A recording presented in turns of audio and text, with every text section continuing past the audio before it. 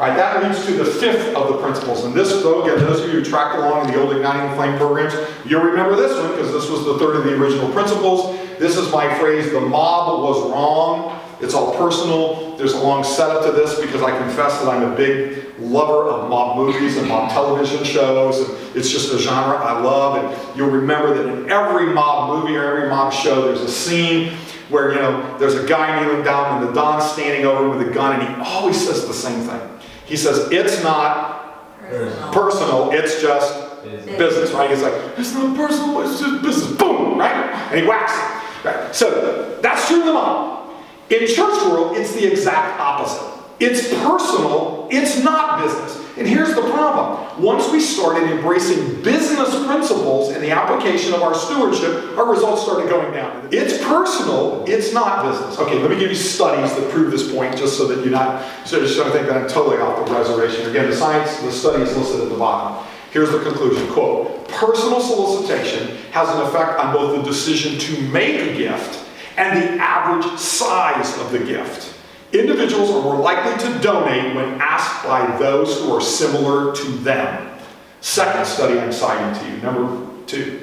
The method of direct contact may be as important as just contact.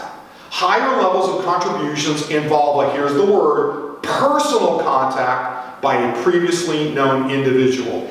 It is personal. Third study, and this one will give you psychological causation. Solicitations to contribute are more often successful when they are made by a person with a stronger relationship to the potential donor or volunteer because, here it is, a refusal to contribute will endanger the relationship with the solicitor. I mean, think about it. If your best friend comes up to you and says, give me 20 bucks, you're likely to give them 20 bucks. You may not even ask them exactly why, right? Because you have a personal relationship with them. And in the old days, if you think about it, let's just think for a second, the formation of the Orthodox Church in America, kind of the 1920s, 30s, 40s, right? All these churches that we're now celebrating the 100th year or 50th year or 75th anniversary were all started the same way. Generally, a bunch of immigrants, which means they didn't speak the language, they weren't well educated in some instances or educated at all in other instances, got together and formed a church. How does that happen? How do you get these people to come together with no money, with no education, they don't understand the system, they don't understand how to get permits and stuff like that, and they're building all these churches? They got together, they met in each other's restaurants or businesses, they worked side by side by side by side, and they built these wonderful institutions that we're now celebrating. So what happened to us? Well, Al Gore invented the internet, right? Just a little political humor, it's okay, we can laugh, it's all right. And what happened is we started getting sophisticated. So I don't have to talk to Costa anymore. I can just send him an email. Because we know how effective email is, right? No. So as we, look, by the way, there's a perfectly important place to use all the wonderful technology, but it's not in lieu of the personal touch. So the moral of the story here is it is personal, it's not just business. And until you make it personal again, you will never see a sustainable challenge results. Go back to the science of generosity studies. Each person made an individual decision as to how generous they were going to be, and it informed the way they lived their life. But they were influenced by those around them, whether it's youth influenced by parents or it's parents influenced by their peers. We are uniquely a social animal. There are other animal species that birth the kids and they go off and they leave them on their own, but that's not us. We live in social communion. It is personal. So, I'm going to give you 3 strategies to be successful.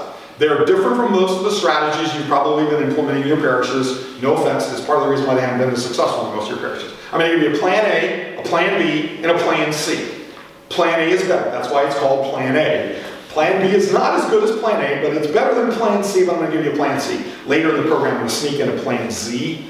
It's the lowest level one, but it's better than what you're doing now. Okay, so let me give you a plan A. Each steward is personally visited in their home by an ambassador. There is a personal point of connection in a home. We'll cover that a little bit later. Plan B, small group in-home gatherings.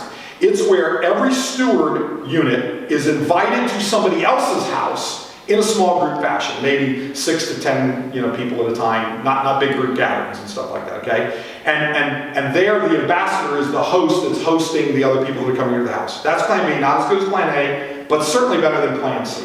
Plan C is every steward is at least called on the phone by an ambassador. Now you can see the level of why it's going down, right? I mean, it's a different conversation we have on the phone than we're sitting side by side. Very different conversation. But it's better, even Plan C is better than what you're doing right now. Because what most parishes are doing right now is they're shipping it out in the mail. Or they're leaving a package in the narthex. How's that working for you, folks? Nope. Right, that's the point. So let's look at what we like to look at in the business world as best practices, right? So that's always an inspiring exercise. So let's look at how the greatest stewardship solicitor solicited. And obviously I'm referring to our Lord and Savior Jesus Christ. There never has been a better stewardship solicitor. There never will be a better stewardship solicitor. In fact, there are not enough PowerPoint slides that I could come up with that would give you examples of all the modeling that he did of true stewardship, and he was the Lord. So I'm just going to pick one example. It's my favorite story. In this context, it's the story of Zacchaeus. But back in those days, tax collectors didn't have the ethics, etc., associated with it. So, bad dude wants to go see the Lord, tries to get in there. There's more people there than a Springsteen concert, so he can't get anywhere near. So he climbs up the tree, right? And so, you know from the story, Zacchaeus, come down immediately. I'm going to stay at your house. We fast forward through the story, and we see Zacchaeus say, I give half my belongings, Lord, to the poor, and if I've defrauded anyone, at the least, I will repay it fourfold. Now let me put parentheses here. This passage of Zacchaeus I struggled with, because I understood the passage of the rich young man. Christ said, if you would be perfect, take everything you have, go sell it, give to the poor, come and follow me, and then you have true riches in heaven. So the standard is 100%. And I kept wondering, how come Zacchaeus negotiated a 50% deal? It didn't seem fair to me. Then by the grace of God, I was at a Bible study led by Archbishop Demetrius, and it's as if he was channeling my ignorance in the audience when he said, and Zacchaeus was a bad man, and he had defrauded many people, and so he had to have the other half of his wealth to pay back fourfold, and all of a sudden I got it. Zacchaeus had to go all in too. That's why he needed to keep the other half of his wealth, so that when he repaid everybody fourfold, he had something to pay him back. And okay, I got it. So we're still consistent, right? And look at what we learn at the end of the scripture passage. Today salvation has come to this house. The Son of Man came to seek and save what was lost. So it's okay that we're all lost. It's okay that we're not getting it. It's okay that we're not necessarily as bad as Zacchaeus, but it's not a contest. It's okay that we're not the best stewards that we could possibly be. The Son of Man still came for us, and there's still a moment that you are alive to decide to go all in. So the question that I ask you in the context of how we communicate in our parishes is really simply this. How many stewardship or other emails, text messages, or letters did our Lord send out? The answer is 0. Again, Al Gore hadn't invented the internet yet. So the point of the exercise is tools are great. We should use the tools. I'm not decrying the use of tools. What I'm telling you is our Lord has given us a great example of what we're supposed to do in gathering stewards. And if you need a more recent or current or non-religious example, I'll give you 4. Door-to-door salesmen, Salvation Army bell ringers, Hare Krishna, Tupperware parties. Okay? So anybody who's been a door-to-door salesman know that the first thing they teach you, and I sold magazines, I sold newspapers, not surprising. Some of you I know are, some of you are still in sales. I get it. But so, not quite door-to-door. But if you have to do door-to-door sales, yeah, they teach you, put your foot in the door, literally, so they won't slam the door closed on you, right? And then they teach you to hand the product, if you have a product that can be handed, like a vacuum cleaner or encyclopedias, to the customer. Now, why do they do that? Because scientifically, it has been shown that if you're in possession of something, it's a lot harder to give it back again, right? There's a sense of ownership. And secondly, you've created a personal connection. I've given you something. And it's harder to give it back again. Salvation Army bell ringers. Salvation Army bell ringers exist, I mean, in probably everybody's communities, right? And if you, Salvation Army bell ringers are really phenomenal. It's a great ministry. And they have a technique that's among one of the greatest techniques. They're looking at you. They saw you coming out of your car. They saw you coming out of your minivan. And they're looking at you and they're saying, God bless you, God bless you, God bless you. And they're reeling you in with their eye contact. So as an exercise, when I was managing partner at my life from office in Atlanta, we decided Salvation Army is one of the ministries we wanted to support. And so I said, we'd like to be bell ringers, which is kind of a little, just kind of an abnormal thought in some regards. You know, a bunch of big lawyers from a 1,000-lawyer law firm ringing bells. It's not exactly what you're used to seeing in that regard. Not that we're not good enough for that, but it's just not traditional. So our office was in Midtown Atlanta, and it's where all the big law firms and all the big financial institutions are, right? So our partners and associates went out there and rang the bells.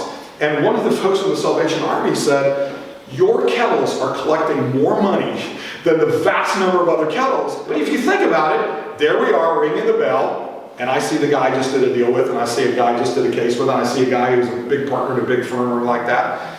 Hey Harvey, hey Maria, good to see you. God bless you. What do you think they're going to do? Bingo! Okay, so Hare Krishna. Now, I always ask the question, and people always get this one wrong, so I'll make it easy for you.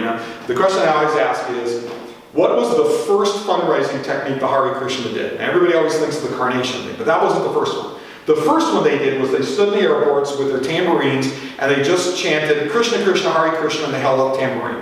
Wildly unsuccessful. They raised very little money. The guy in the row is the one that created the pin the carnation on the lapel thing. And if you remember what that trick was, you'd walk in the airport, and one of the Christians would come up to you with a carnation, and they'd say, this is our gift to you. And inevitably you'd say, no thank you. And they'd say, this is our gift to you. No thank you, this is our gift to you. They kept following you, okay? There was a psychologist that decided to study the Hare Krishna sect, so he went and watched these people at the airport. By the way, wildly successful. People were giving him money constantly, right? One day he studied the person whose job it was to replace the carnations that had been given away. And he watched and he followed that person. You know where that person got the carnations from? The garbage can. Yeah. Literally, you take the carnation, not that you wanted, you give them some money, not that you cared for their cause, you'd walk 20, 50, 100 feet, drop it in the garbage can, and keep moving. And they would just go harvest it from the garbage. They're the ultimate recyclers. But the point of the exercise, what he understood was once we make it personal, the results are very, very different. Now, I'm not suggesting you adopt the Hare Krishna strategy in church. Please don't misunderstand me. But the last point of a business exercise is Tupperware parties. Those of us who have never been to a Tupperware party, I will confess, I've been drawn into a Tupperware. Yeah, it's a spousal thing. What am I going to do, And so one day, my wife actually came back from a Tupperware party with a box full of Tupperware. And I said, what are you doing? I said, we already have to put a storage bin out in the back of the house with all the rest of the Tupperware. And she looked at me and she said, our Kubana was having a Tupperware party. I could not go and buy any Tupperware. I mean, think about it. They sell, I think something like last time I looked, like over $2.1 million per day in stuff.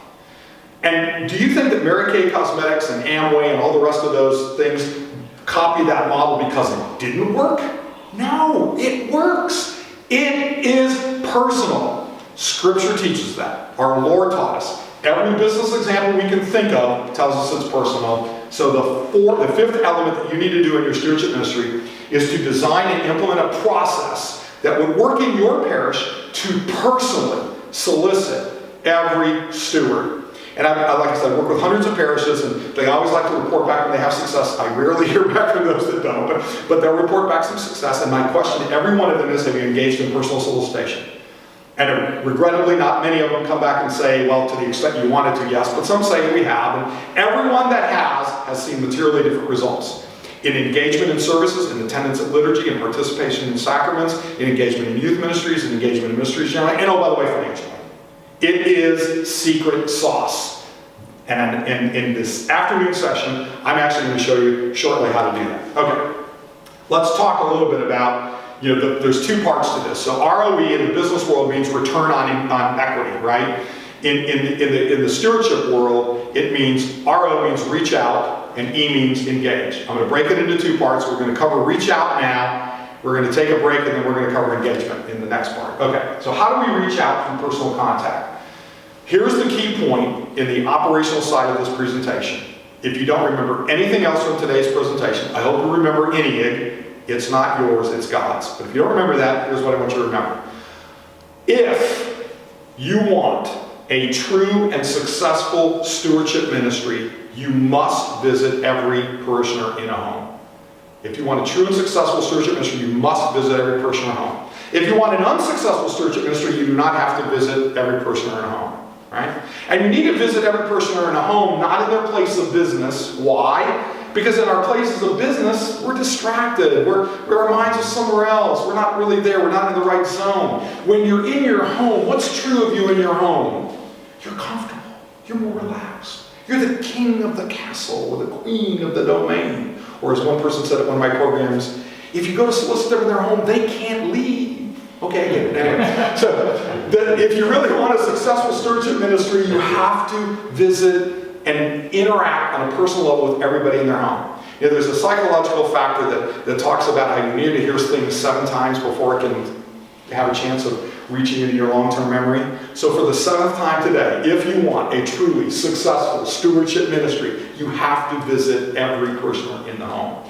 They are unequivocally the most effective. They've done study after study after study that has shown that what I call pen pal campaigns, those emails and letters and stuff that we send out, very rarely moves the needle on a sustainable basis. You rarely get a good or different result. You know the old expression, insanity is doing the same thing over and over again and expecting a different result. By that measure, we are all insane. Trust me, folks, I'm sure you're a better writer than I am, but you're not going to write a better email that's going to transform people's behavior. It just doesn't work that way. So how do we go about doing this is the question you ought to be asking right now, because I've already set out a burden in front of you that you're not sure you're ready to climb that hill. But unless I can give you a path up that hill, I guarantee you're not going to climb the hill. So let me give you a path that I know works. Remember plan A? Every steward is visited in their home by ambassador. Remember plan B? Every individual steward is invited to someone else's house in a small group gathering. And then regrettably plan C, if you're not ready to do plan A or B, and I hope you are, you can call them on the phone. So let me give you the model that has been developed that actually works to build the most successful stewardship model. And this is really, it's what I call the wholly engaged 9-step process. And here's where you should focus on the double entendre, wholly engaged, right? You know, it's a wholly and with an H. Okay, great. I'm trying. Okay, I'm just trying. But there's really 4 steps that we call foundational steps. And then there's another 5 steps that are the interpersonal steps. So let's focus quickly first on the 4 foundational steps. Remember PPS, that was the second principle we talked about. Your priest, your parish council, and your stewardship ministry and ministry leaders all have to be aligned on the stewardship strategy. It is the essence of the foundation of what you're doing. So that's why that is the first critical step. The second step is clarifying the parish's mission, the vision, its core values, and strategic objectives. There is a whole separate program that we offer on parish strategic planning. If you go back to the 4 dimensions of the effective church model, it was the 3rd one. It was the one up here, consensus, vision, strategic plan. We don't have the time to cover it today. I'm going to give you an example where you can find not only the direct content you can download right off of the Metropolis Atlanta strategic planning portal, and there's like 4 hours of videos that I've recorded on that subject that you can download on Stewardship Calling. But there should be clarity and consensus around mission, vision, and strategic objectives. The third element of the foundation is building a council of ministries. That is so important, that's one of the 15 steps. So I'm going to ask you to take my word, we're going to get to that in the afternoon session, council of ministries. Then the 4th step is creating your ministry handbook and stewardship materials. What's in the ministry handbook are a listing of the ministries, with a description of the ministries, with the name and contact information of the leaders of the ministries. That's what it is you're going to talk to people about when you visit with them in the home. Now hear me clearly on this. You do not have to talk about money when you go visit them in the home. You do not ever have to mention money when you go visit the home. If you want to, that's okay. I'll give you a context in which you do it. But that's not the primary purpose of the personal contact. The personal contact is to engage them in the life and ministries of the church. Your ministry handbook is the way you do that. If you want examples of some really good ministry handbooks, I collected a bunch of them from different parishes that I work with. If you go to stewardshipcalling.com on the resources tab, you can actually download ministry handbooks from a parish as small as 75 to a parish as large as 1,200. And there's 2 in the middle. So there's a 75, there's about a 400, there's about an 800, there's a 1,200 parish. You can see, obviously, the ones with the larger parishes have nicer pictures and better brochures and things of that nature. In a second, I'm also going to give you an example of what a stewardship card might look like, and it's probably different from your stewardship card. Okay, those are the foundational steps, and then we get to the interpersonal steps, where we recruit the ambassadors, the people that are going to do the soliciting. We train them on what we want them to do. We let them select the stewards they're going to talk to. They actually make the visitations either in their home or in your home, and then you follow up. So here they are. You build the consensus. Step 2, you reach consensus on your mission, vision, core values. Here's the reference that I'm giving you. It's in your materials. You can download it off the presentation. In the Metropolis Atlanta Strategic Planning Portal, we actually have a very detailed handbook on how you can do strategic planning in your parish. And if you want a video version, not of that, it's the same content in a different way. There's a video version that you can download right over here. It's 4 hours of video in 2 blocks. Here's what it looks like on the Metropolis Atlanta Strategic Planning portal. So it's atlstrategicplan.org. If you go to completed materials, the very first one is Parish Strategic Planning, and you can actually download the materials. We actually also have an example of a strategic plan that was done by a parish that went through one of the programs that I led. So you can see not only the theory of how you do it, you can actually see one that did it. And again, if you also go to my website, stewardshipcalling.com, there are other parishes that have done it. You can see their strategic plan. Here's what it looks like on my website. So there's the parish church strategic planning. Here's where the video can be found, and here's examples of parishes, national churches, regional churches that have done strategic plans, so you can actually see what they look like. And if you're really interested in the topic, on my Ancient Faith Radio podcast, Stewardship Calling, I did a whole program. The October 20, 2016 program is on church strategic planning, and so you can, it's a 1.5-hour program about how you do that, and so you can download it from there. All right, the third step is the Council of Ministries. As I said, we're going to talk about that in just a second in the afternoon section. There is a specific material that we actually have created for you to build a Council of Ministries. The step 4 was your ministry handbook. If you want examples, there's the link to where you can find examples of ministry handbooks. It's in your material, so you can actually download those ministry handbooks and see what other parishes have done.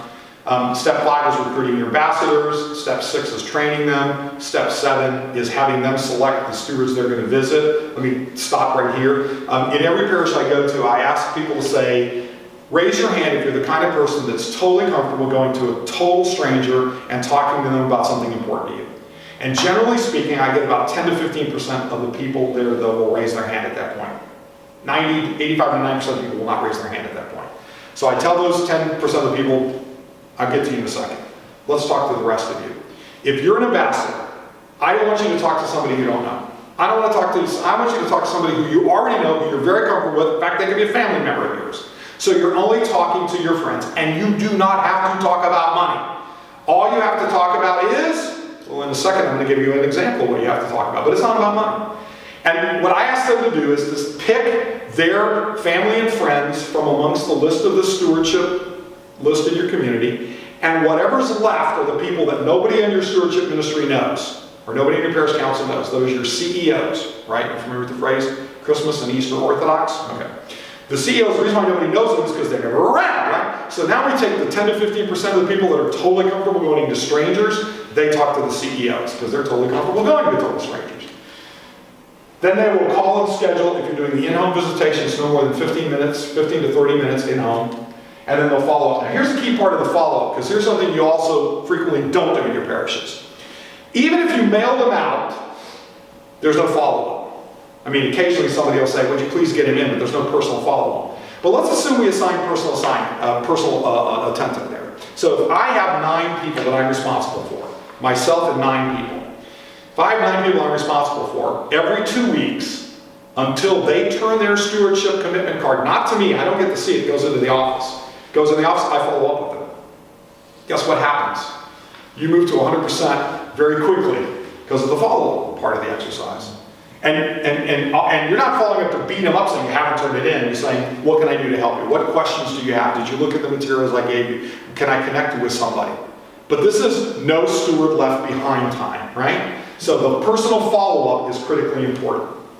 Here's an agenda of what you can do in an in-home visit. It's not the only agenda. It's one that I know works because we've actually done it. It's very effective, but feel free to modify this. So I like to begin with an opening prayer of thanksgiving. Wonderful Orthodox prayers, you should feel free to use those. Yeah, for those that are salespeople in the audience, you'll understand why we ask this question right out of the box. Tell me 3 things you like about our parish. The 3 things you like most about our parish. For those of you that are not in sales, in a second I'll tell you why that's an important question. But it starts them talking. It gets them talking on a positive tone. Now let me tell you the 3 things I don't like. I mean, there are 3 things I do like. So we start on a positive tone and we're creating engagement, stuff like that. Here's where we share the vision and ministries of the parish. Now if you go back to our 9-step process, the second step required is to have a vision and mission. That's why this is important. You're not here to talk about the leaky roof or the holes in the parking lot. You're not here to talk about the fact that we didn't make enough money in the festival. You're here to talk about the vision of what we're going to do, how we're going to transform lives, how we're going to bring people to Christ. That's what's inspiring. If you don't have clarity on your vision, your mission, your values, you got nothing to talk about at this point. That's why that's an essential step. Then you review the ministry handbook and stewardship forms. Remember, that was the fourth step in the process. There's a reason why this process builds, because this is where we're going to set out and open up the ministry book. Now, here's where we go back to that question. In your ministry handbook, remember, it's a brief description of all your ministries, maybe a paragraph, with the list and names of the contact information of the people that are running that ministry. So, if the person, in answering this question, what are the top 3 things that you like about the parish, they're telling you what they want to buy. Go to that part of the catalog. So, for example, if they said, I really like our youth ministries, do not open the Stewardship Ministry Handbook to your denture replacement ministry. It's probably not going to inspire them. Move over to the part of the ministries that talk about the youth programs that you're doing. And here's what you'll find. Oftentimes they'll say, oh gee, I didn't know we were doing that. Or, I really like Costa. I'd like to work on this ministry. The point of the exercise here is we are taking people where they want to go, and we're gently leading them into the life of the church in a more robust and a profound manner. Oh, by the way, if what they told you they like is not something that you have as a ministry, you now have an opportunity for a new ministry and a new ministry leader. So that's an integral part of the form that you'll see in a second. Then we explain the follow-up process. In other words, I'm going to follow up with you every 2 weeks until the office tells me you've submitted your form in. There's a sense of accountability that we're creating in this exercise. We really, look, if I love you, and I believe that part of my responsibility in loving you is to make sure that you have the opportunity to give back all the gifts God gave you, then shame on me if I'm not reaching out to help you on your journey towards salvation. And then we thank Him and end with a prayer. If you're looking at the group program, I've actually outlined it. It's the same 9 steps. Literally the exact same 9 steps until we get to the part where we recruit the host teams. Now I'm not just looking for an individual to make the visitation. I'm looking for somebody that will host a bunch of families in their house. We're going to train them. Here's the one thing that you'll sometimes they'll invite people into their house. Here's the part that's a little bit different in step 8. I ask you to pick some testimonial givers, and I'll tell you what I mean by that in a second. And then they invite the stewards to their couple, to their house. And it can be individuals, it doesn't have to be couples. You can invite people to their house and then agree you follow up with them every 2 weeks until their commitment forms are given in. Here's an example of an agenda of a group gathering, right? Again, beginning with an open prayer, some kind of an icebreaker. Not one of those stupid icebreakers, but while everybody probably knows each other, they may not know each other to the same degree. So this is an opportunity for you to get to know each other a little bit better. I recommend dinner and fellowship. Now, there's a reason why I recommend dinner and fellowship. Number one is it's very personal. It's very wonderfully personal. It's very wonderfully engaging. Here's the second reason. Studies have shown, pay attention, if food or beverage is involved, what you're soliciting, you get a 3 to 4 times better result than if food or beverage is not involved. So food and beverage is a really wonderful thing, and it's a great way to unite people. Okay, so let me get to the program. Again, we're showing the vision and the ministries of the parish. That's why that was an integral step. Here's where the testimonials come in. Here, let me pause on this point. What I recommend you do is you have at least two testimonials. One person who's been a beneficiary of one of the ministries of the church, and another person who's delivered one of the ministries of the church. And what they're sharing is their own personal experience. When you get somebody who stands up and says, this is what happened, this is how I've been benefited, and when somebody stands up and says, here's how I felt after I was able to serve somebody else, you'll transform behavior in ways that you could never possibly imagine. Back, 6 years ago, whatever it was, I was running around raising money, capital campaign for our retreat center, for our Metropolis retreat center. And initially, I would develop these PowerPoints, and I'd take But that's what happens when you have an engaged personal process that's really focused on the mission of what we're trying to accomplish, the vision of what we're trying to accomplish, the spiritual goal we're trying to accomplish, and where the Holy Spirit is invited to attend in person, in everyone's heart. You can transform behaviors. And so the 9-step process works whether it's an in-home one-on-one visitation, and with a little bit of tweaking, it works with a group visitation, and that's really the essence of what we learn from the story of Zacchaeus. Now, I promised you a plan Z. So this is the lowest of the low of the low of the low, but it's one step better than what you're doing now. It's what you've heard of the Pony Express program, right? Where people will send things around. Here's a couple of examples of how you can do it if you're really interested in that. But the last point I want to make here is, as we wrap up this segment, what I really want to invite you to do is to prayerfully consider in your parish Will you engage in Plan A or Plan B, preferably Plan A? And if you will fundamentally transform the culture of your community and the results of your stewardship ministry. So we're going to take a pause right here now, and we're going to come back and we're going to finish the remaining steps in the 15-step process.